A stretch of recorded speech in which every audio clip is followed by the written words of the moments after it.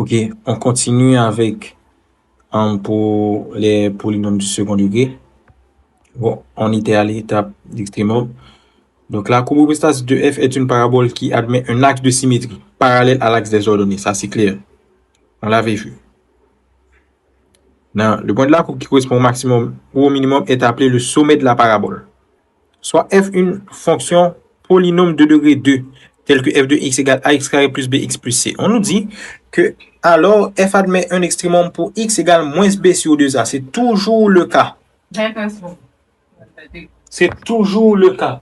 Donc, nous avons là, suivant ça nous dit, ici,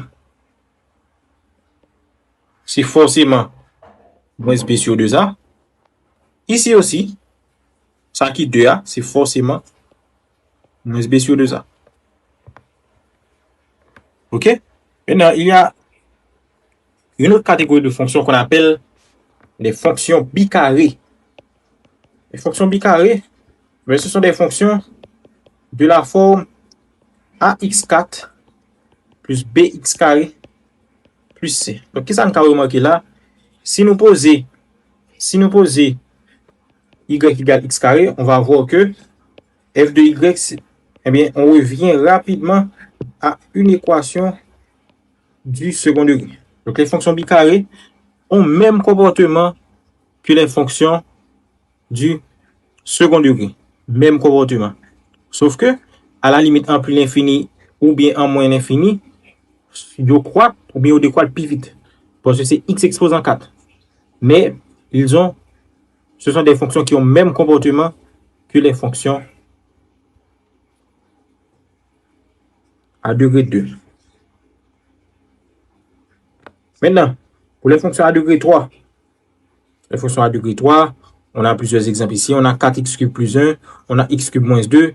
Donc, les fonctions à degré 3, il y a présence d'un x élevé à la puissance 3. OK? Maintenant, ici, n'oubliez pas, a ici, suivant la même logique que la dernière fois, a doit être différent de 0. OK? Donc, représentation graphique, quand a est inférieur à 0, ça c'est pour f de x égale a x cube, oui? Ouais. Quand a est inférieur à 0, on a cette courbe-là. Quand a est supérieur à 0, on a cette courbe-là. Et maintenant, ici, pour f de x égale ax cube plus b, comment on le graphe? Quand a est inférieur à 0, vous voyez le graphe en rouge. Quand a est supérieur à 0, vous voyez le graphe en rouge. Donc, nous sommes capables de tout limite et puis nous sommes capables de tout comprendre. Donc, le a inférieur à 0, n'importe que limite de x, limite f de x quand x tend vers plus l'infini, c'est moins l'infini. Pendant que limite f de x quand x tend vers moins l'infini, c'est plus l'infini. Et puis pour a supérieur à 0, c'est l'inverse. Donc, remarquez encore, soit f une fonction polynôme de degré 3, telle que f de x égale ax cube plus b, on dit que si a est inférieur à 0, f est strictement croissante. Si a est supérieur à 0, en fait, si a est supérieur à 0, ça c'est une erreur. Si a est supérieur à 0, f est strictement croissante. Et si a inférieur à 0, f est strictement décroissante. Et en se référant au schéma, vous verrez que c'est exactement la même chose. Maintenant, n'oubliez pas que, par exemple, quand je prends une fonction qui se définit comme suit, telle que f de x égale 5 facteur de x moins 4 facteur de x moins 1 facteur de x plus 3, ça c'est une équation, ça c'est une fonction de degré 3. Pourquoi? Parce que quand on développe, on tombe sur ça. Donc il y a présence d'un x élevé à la puissance 3.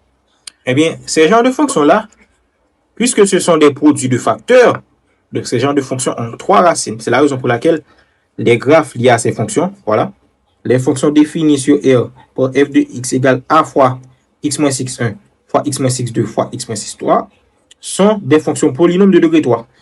Les coefficients a, x1, x2, x3 sont des réels avec a différent de 0. Donc, fonction ça, puisque c'est 3 racines qui ont gagné, et bien graphe yo même, voilà, en propriété. Donc, graphe yo il a passé par 3 points.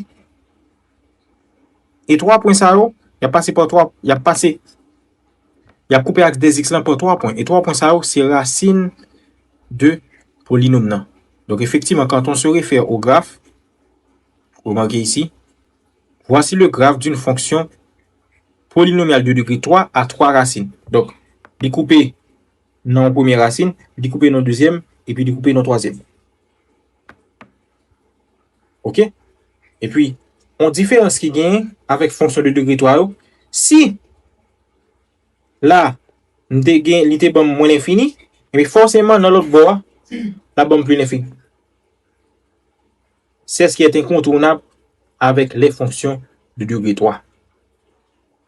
L'ité qu'à inverse à tout, si en x tend vers moins infini, l'ité bombe plus infini, donc forcément, en x tend vers moins infini, la bombe moins infini.